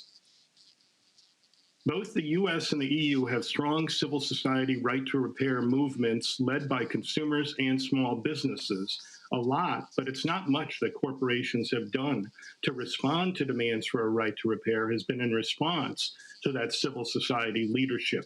Much has already been done on both sides of the Atlantic, however. The Biden administration and the US Federal Trade Commission have made right to repair an important part of their competition agenda. France has an important new law with repairability index. The US has taken steps to improve a consumer's right to repair, but more needs to be done. Will the TTC deal with the problem that big tech would rather make more stuff that cannot be fixed at home and is designed to be bricked and thrown away after inadequate software updates? A sustainability agenda that stops the climate journey. The climate emergency means we must have better stuff that lasts longer and ends planned obsolescence. How else can the TTC help? Will the TTC do more to reach out to consumer and repair stakeholders who are already working with farmers to improve their right to repair their tractors, and medical technicians who want a right to technical information so they can fix their COVID ventilators? Will the governments do more to give EU and US consumers a comprehensive right to repair based on improving product design, consumer information, repair services, and guarantee rights? TACD.org looks forward to working with the two governments and other stakeholders going forward. Thank you. Thank you.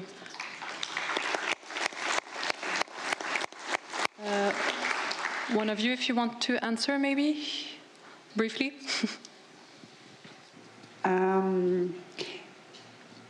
This is really good because I think it's an add-on to some of the discussions that we have had. It may be me, but I don't think that we have been sufficiently precise on, for instance, our talks on raw materials. We're talking about access to raw materials, mining of raw materials, environmental in mining raw materials, but not sufficiently about the circularity and about the right to repair, the right for people actually to maintain their products, but to have them repaired. And I think these are excellent points because the demand for raw material will increase no matter what. So circularity must indeed be part of it. Also, what I was told the other day about the electrification of mines. So you have electrical vehicles that autonomous can work the mines. which will prevent, a lot of hazard for workers, and of course also limit the footprint of mining in itself. So I think there is a lot to be done. We've been talking a lot about standards, but we have not been discussing standards in shared transportation. The interoperability between different transport modes, how to enable people to go from one part of transport to another, and how for vehicles to be prepared for that. I think the last point here made, and the made by Patricia, is an add-on to what we have been discussing so far on both raw materials and circularity, because also the build-up of this part of industry where what was waste, what is now resources, is the core. I think that is also something that could be enabled in the transatlantic relationship. So I would like to thank you for this inspiration, and if there is agreement, we would more than happy to focus on that. And at least for me, this is, again, a very specific token of appreciation of stakeholder outreach, that we learn something every time we talk together. So thank you very much for this. Thank you. Meg Gentle from Innovative Fuels USA. Can you jump straight to the question? Would be great. Thank you. Yeah, merci beaucoup. Thank you for including me today. I do want to say that I'm representing HIF, which stands for Highly Innovative Fuels. We are a global company producing e-fuels. E-fuels are renewable hydrocarbons that are made from green hydrogen and carbon dioxide captured from the atmosphere. They do not come out of the ground. They're considered a drop-in fuel because they're chemically identical to their fossil fuel counterparts, and therefore can be used in ships, cars, airplanes in use today without modifying existing infrastructure. They go hand in hand with electric vehicles to accelerate decarbonization and improve global energy security, because e-fuels can be produced in locations with renewable energy sources that have low political risk and safely deliver to demand centers in US and Europe, displacing traditional fossil fuels. We can enable investment in these renewable fuels by creating standards for carbon accounting and carbon markets. And so my question today is, how can we work together to create or influence public policy that is the same in Europe and the United States on carbon accounting and carbon markets that allows connectivity with electricity grids to balance the intermittency of renewable energy and enable baseload production of green technologies like e-fuels at a lower cost? Yes.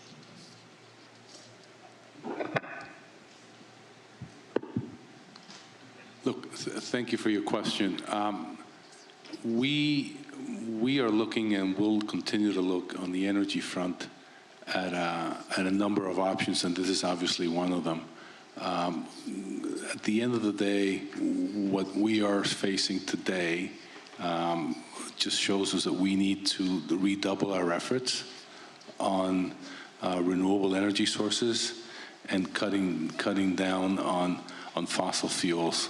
And what you're proposing is one option to do that. So I think the lesson is all options are on the table. This is one, and thank you for bringing it up, and this is one issue that we will definitely continue to explore. Thank you. Thank you. And I'll take the three last questions. Can you please come to the microphone? I'll have Cecilia Bonfeld-Dahl from Digital Europe, and then I'll take the three questions in a row, so if you want to come. And so we can, Elvire Fabry from l'Institut Jacques Delors, and Jason Oxman from ITI. If you want to come to the microphone, we'll take the three questions so we can wrap up. Thank you very much. Thank you so much, and thank you for this second invitation to the TTC. A big thank you especially to Vice President Vestager and Secretary Raimondo for really leading this work. I met you in the first days, and we really see that it's delivering. I think we can say that it has delivered, as we have heard, export controls, on sanctions, and not least also indirectly on the data flows. I would just highlight one of the comments made from my peers early on and refrain from repeating their previous comment. But cybersecurity and misinformation is reality, and something that is really close to people's heart at Europe at the moment. How do we collaborate better in sharing vulnerability to actually create a common governance model? Today, we don't have that, and it is something that is the future of security, and it is really close to people's heart. Well, then, if we look at two other things that are really close to people's heart, and would be the green transition and the security agenda. Unrest will come from environmental damage. Only in one day, in 2019, 12.5 billion tons of ice melted in Greenland and created 7 centimeters of water, enough to cover all of Germany. So the future of security policy is also environmental policy. And let me turn to being very specific on two things that we can actually do joint together. First, of course, the turning to renewable energy. If we look at what the attack by the Russians have done to the Nordic countries compared to the Eastern European country, this is a totally different situation. The Nordics more or less go free because we're based on renewable energy and technologies of the future, whereas I'm telling you, the Eastern European countries are not going to see the same stability as we are in the Nordic countries. Second, let me turn to an area where we can really move the needle. 40% of CO2 emissions comes from buildings.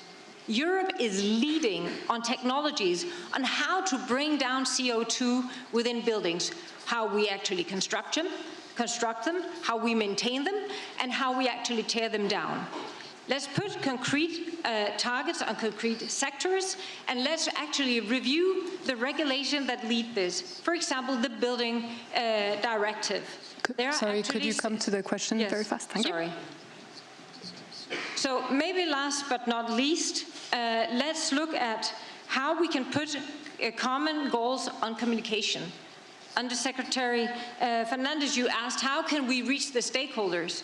We have actually achieved 3 great things, but we have told very little about it. Use us, use your stakeholders. I have personally access to 40,000 small and medium-sized businesses.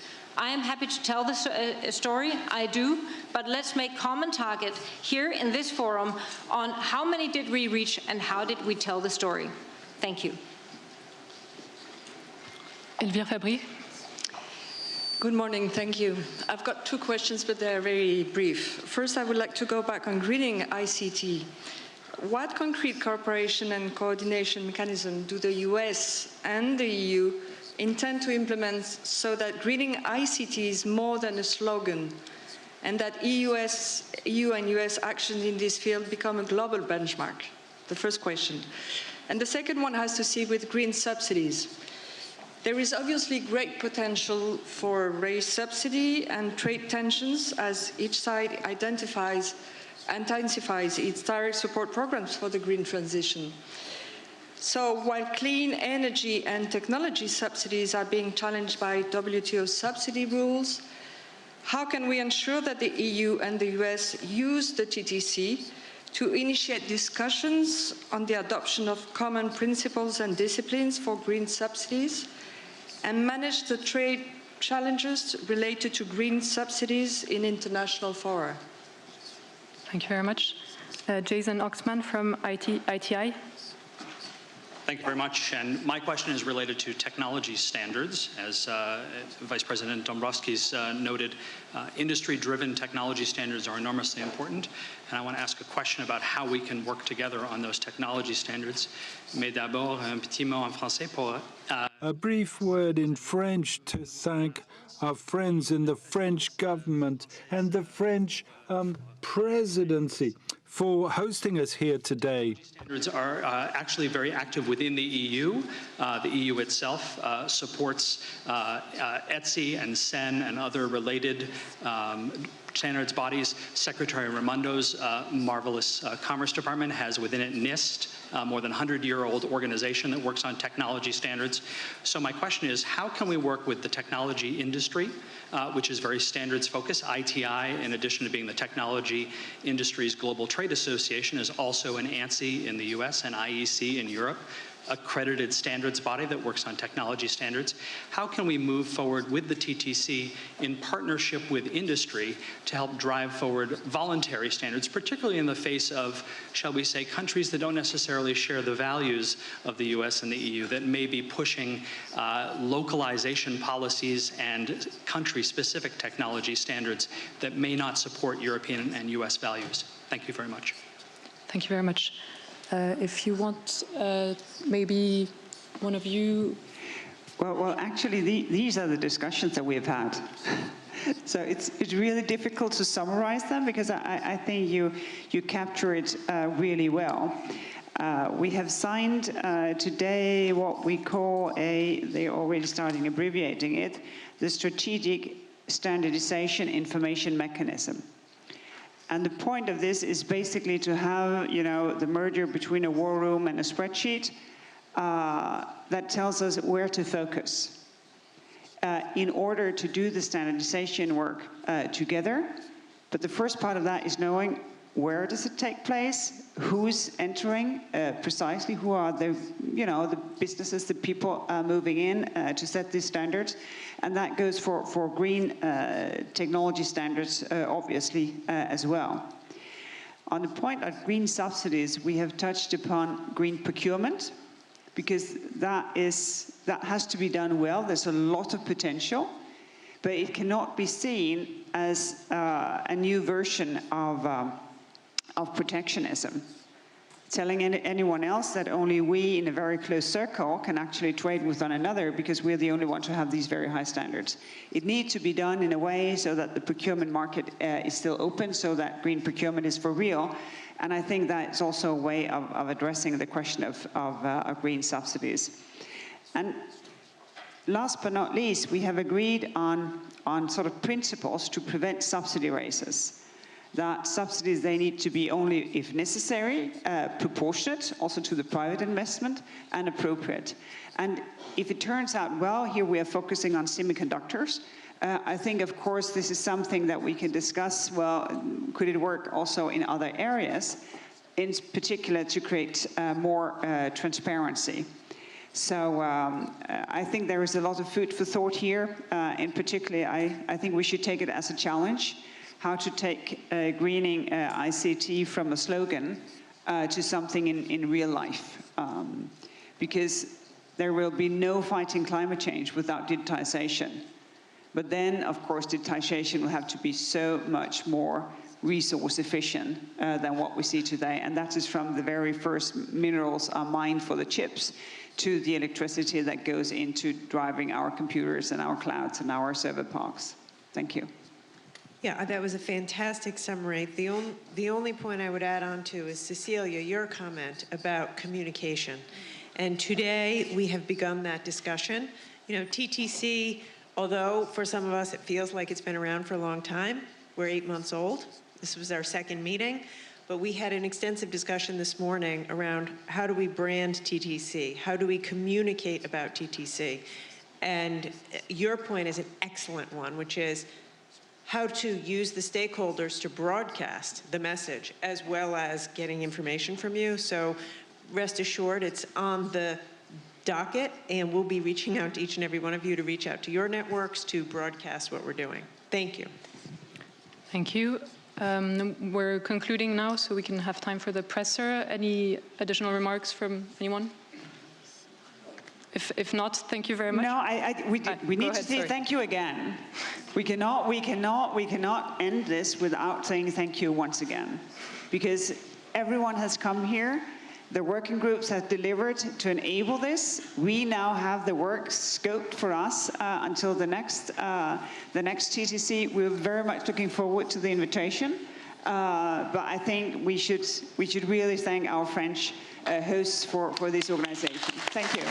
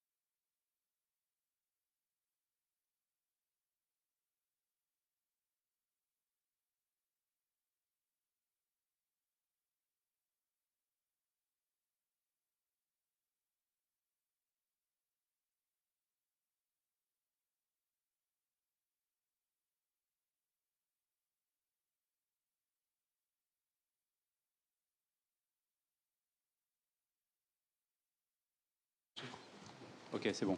Ça y est. Well, if I may try and answer with two different points. Bon, One point is ils ont to le son, pas say de that problème. we see the damages from the Russian invasion spreading across the world.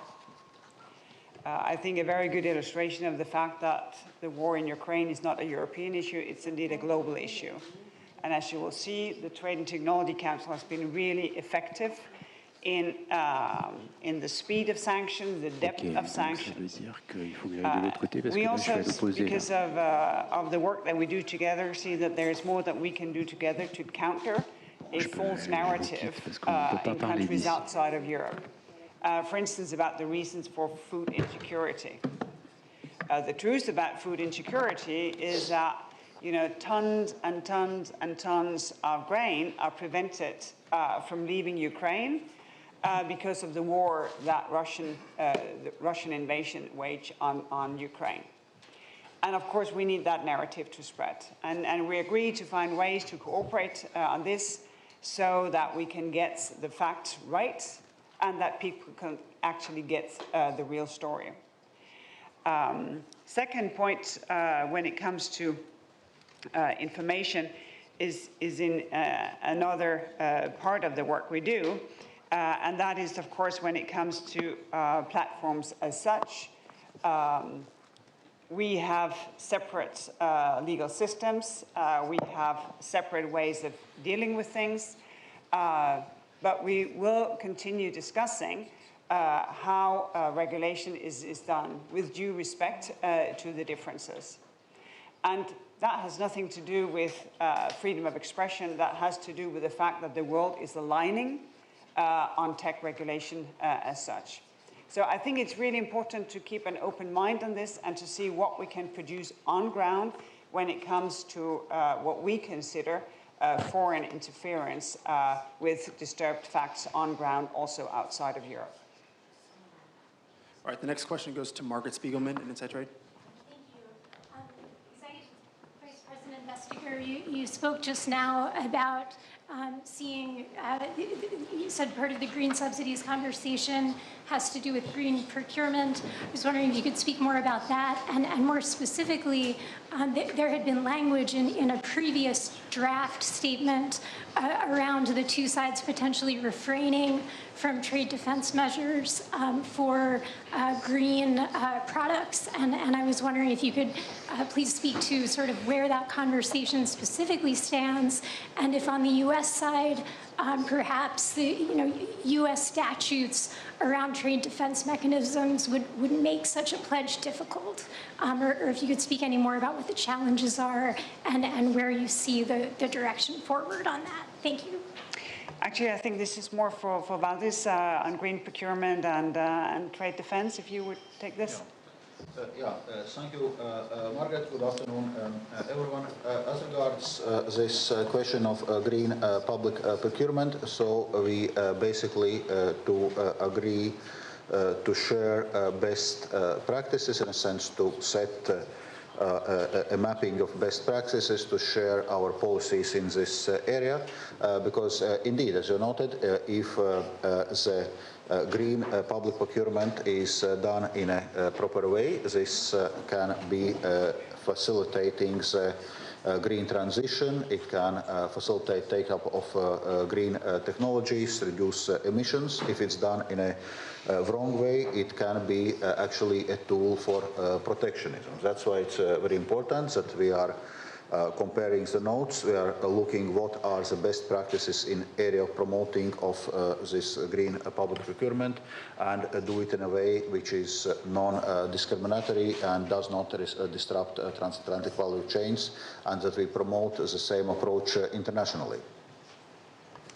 Katherine. I'll just add, because you referenced from the U.S. side, I think that the conversation we've been having, and this goes to green and clean technologies and in industrial development, but I think it applies across the board to much of what we talk about in the TTC, which is the incentives that are present in the US and the EU market because of shared values and a shared vision for the kind of world we are building towards. How do we harness the existing tools that we have, procurement being a very powerful one that the government has, to shape those incentives? And on the flip side, how do we coordinate through this collaboration through the TTC to prevent each side from accidentally or intentionally interfering with those incentives across our market? So it has been a very, very robust conversation around the clean transition, the green transition, but I'd say that this is just one example and that the dynamic applies across the board to all of the conversation topics in the TTC. Next question, Dan Michaels. Thank you very much. Dan Michaels with the Wall Street Journal. A question for both sides. In areas of industrial cooperation like semiconductors that you're talking about, ultimately the companies involved, a lot of them are competitors. So how do you go beyond sort of high-level policy to getting potential competitors to work together and in a way that doesn't violate laws, obviously, but even within that, intellectual property often is a big concern of these companies and they don't want to share it. Thank you. I would say we would never, fundamentally, supply chains of all kinds, including in semiconductors, are run by the private sector. And protection of IP is paramount. And that we would never do anything that would encourage companies to, violate the protection of their own IP. But it is in everyone's interest, every semiconductor company, indeed, all of Europe and all of America, for both the US and the EU to make investments in a coordinated way that deepen the entire ecosystem of the semiconductor supply chain. Everything from apprenticeships to worker training to investments in research and development, investments in design, software, fabs, packaging. And so what we've talked about, look, you'll even have European and US companies that are competing against each other. That is as it is, and this will not change that. But certain level of coordination aligned to the goal of expanding the ecosystem, I think, as I said, along all of those dimensions, will be good for both industries and certainly the national security and economic security of both of our countries. To state the obvious, competition is good. Full stop, no but. This drives innovation. This will keep anyone on their toes. It keeps prices down. In a situation of high inflation, even more important than ever, also when we have the situation that we have right now. This is also why in Europe, we have a window for the establishment of first-of-a-kind facilities in Europe. So one shouldn't take that literally, that once you have a first, then there cannot be a second and a third. And right now, 3 different projects are being considered, which will compete with one another in Europe. And they will compete with other suppliers in the US and in other jurisdictions. What we can do is to make sure that, for instance, taxpayers' money, that they are well spent. We have agreed on the principles when it comes to subsidies, that they should only be given if necessary, proportionate to the private investing, and in an appropriate manner. And I think this is really important because to change and give more both depth and volume for the US and the EU in the semiconductor value chain, well, subsidies will be needed. But with these principles, we can prevent, we hope, a subsidy race so that taxpayers get value for money. And the second thing that we can do is to have these alert mechanisms to prevent a new shortage of semiconductors. We cannot do away with the shortage that is being experienced right now because it takes a bit of time to build capacity, but we can get to know why it happened. And here the analyses are really advanced, and we're setting up a pilot system in order to assess what should we look out for in order to prevent new shortages. Because there is a government role in a crisis situation, just as well as there is business responsibility to be lifted. And the last thing that we can do is to work with the industry when it comes to the provision of raw materials. in order for those who provide raw materials to have a long-term perspective, and because of that, for investment to go up, both when it comes to acquiring new raw material, for instance, from Canada, from Australia, but also when it comes to sort of mining in existing products, the circularity of raw materials. Also here to create the incentives for that industry really to take off. Because raw materials will increase in demand, but it cannot be that we discard of raw materials just because they've been used for once. So that's another part of that raw material focus that we will have within the TTC. Our last question goes to Jorge Valero at Bloomberg.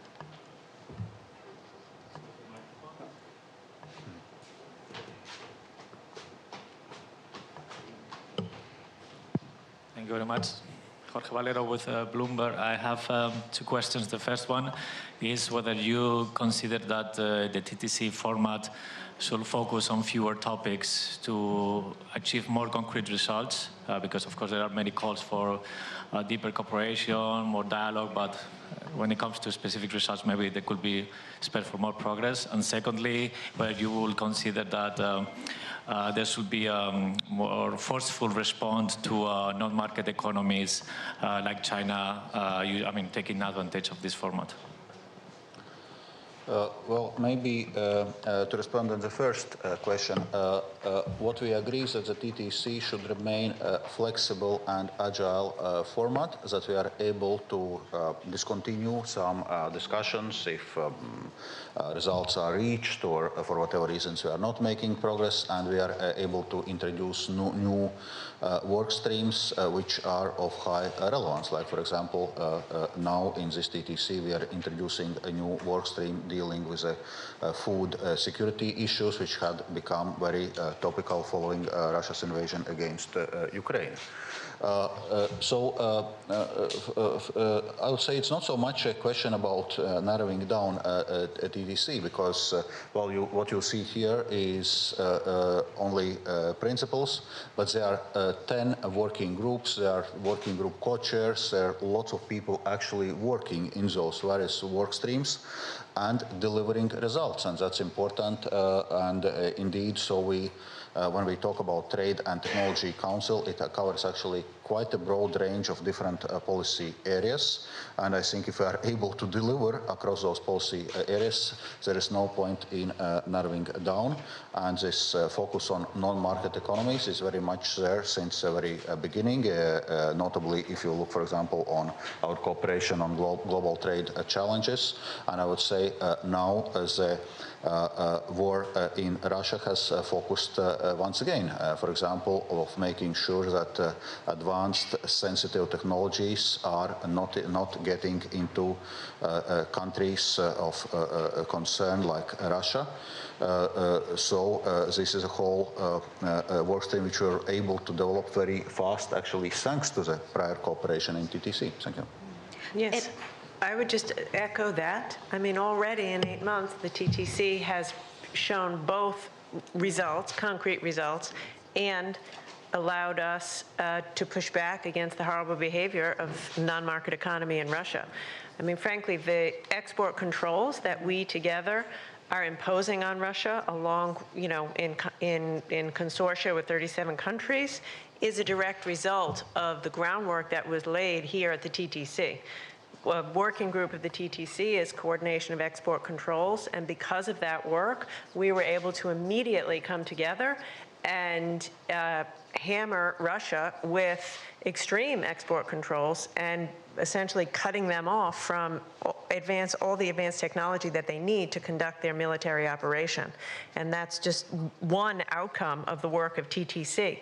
Another thing we're working on, and we had extensive discussion about, is technology standards.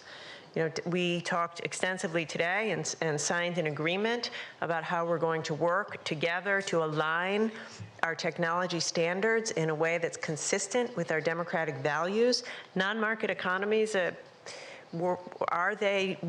they control international standard-setting bodies, it's a very powerful way to lock out the US and the EU. And so we are going to work together to make sure we show up at those standard-setting bodies and we together align on tech standards. and now we're on a roll. You really shouldn't have done this because we will fall upon you with all the things that we think that we have achieved. Because I would put the TTC brand both on the export controls, on the principles for subsidies, on the strategic standard information mechanism, on the pilot on semiconductor shortages, on the common approach to artificial intelligence, on how to counter a malign use of information. And I think for our stakeholders, also create predictability. It may be intangible, but at the same time, really concrete. Because I think it's your metaphor, Katherine, we have set more chairs at the table. We have been listening to the business community, to the unions, to consumers, to environmentalists, and that's the kind of ownership that we're looking for. This is the TTC brand. So we have the very concrete deliverables, we have the intangible deliverables, but I think they're very concrete for our stakeholders because in a world like this, more predictability, that is what creates momentum for them also to take their own decisions. And just to further the role then, down the stage here, your question about non-market economies, I wanted to put a special point on because that has been a very central part of our trade collaboration and conversation in the TTC. And you asked whether or not we are looking at more forceful reactions to non-market economies. And I understand, I can guess why you're focusing on the forceful, but I want to focus on effective responses to non-market economic practices. And, we started looking at non-market economic practices that are really the state's outsized influence in certain very, very large economies like China's on the market and on the economy. But we have demonstrating the agility and the adaptability of the TTC also expanded to include our responses to the Russian invasion of Ukraine. And in fact, I think the reason why this invasion really challenges the version of globalization we have right now is, under the theory that the more we trade, the less we will go to war with each other. Russia's invasion of Ukraine is, from an economic standpoint, a non-market decision. This invasion results in a shrinking pie for not just Russia, not just Ukraine, not just the European Union, but for the entire world. And that has created even more work for us. And we've said good work, results. The reward for that is more work and more results. And we have to be adaptable to what's going on in the world. Yeah. This concludes our press conference. Thank you very much indeed for the co-chairs for your time. Thank you for your interest. Have a nice Thank you. Okay. Excellent.